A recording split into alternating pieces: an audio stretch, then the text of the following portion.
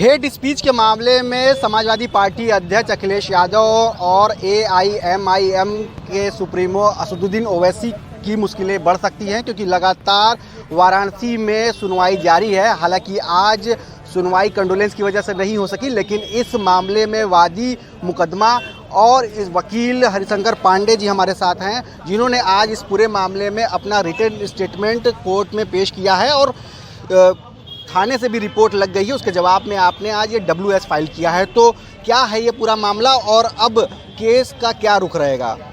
देखिए, 23/5/2022 को मेरी एप्लीकेशन पड़ी थी कोर्ट के अंदर 156(3) के तहत कि हमें ये मुकदमा दर्ज किया जाए। उस पर मेंटेबिलिटी पे बहस चलती रही 4 महीने तक।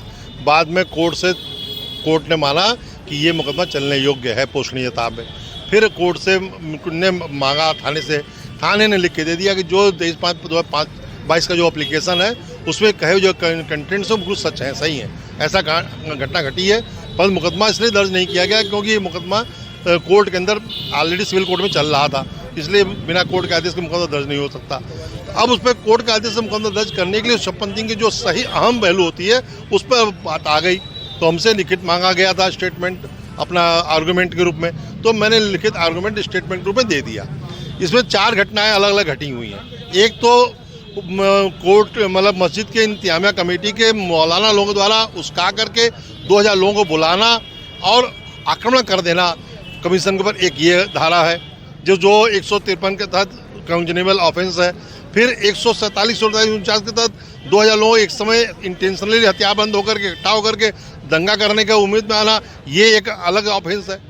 सबसे बड़ा ऑफेंस है हेट स्पीचिंग जो 153A(2) कहता है और 505(3) जो कहता है किसी वर्शिप प्लेस पर खड़े होकर के किसी वर्शिप के खिलाफ आप कोई प्रकार जो उद्दलित करते हैं, समाज में शांति भंग की व्यवस्था को करने के लिए कानून व्यवस्था भंग नहीं करते हैं, 5 साल की सजा का ये प्रावधान है।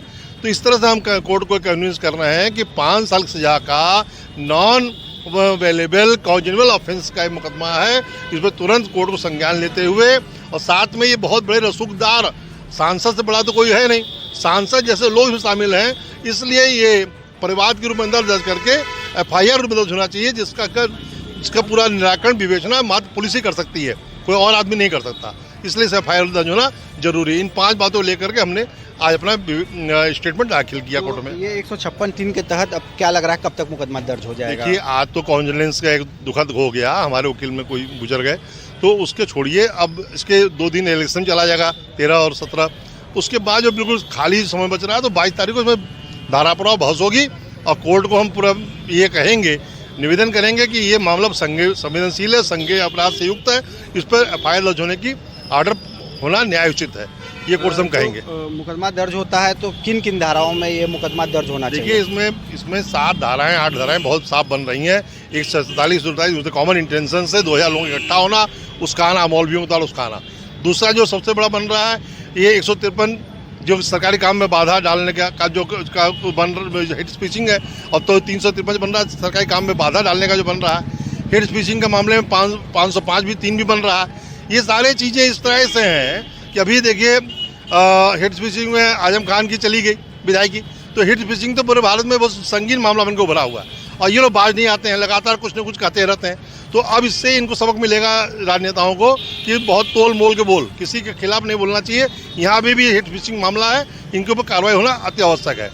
तो ये थे हमारे साथ वादी मुकदमा हरिशंकर पांडे, और साथ ही साथ में इस पूरे मामले को देखने वाले वकील भी यही हैं। इनका साफ कहना है कि जिस तरह से न्यायालय हेट स्पीचिंग को लेकर गंभीर हुआ है, तो इनको पूरी उम्मीद है कि 156(3) के तहत ये भी अखिलेश यादव और ओवैसी के खिलाफ मुकदमा दर्ज करा पाएंगे। रोशन जायसवाल।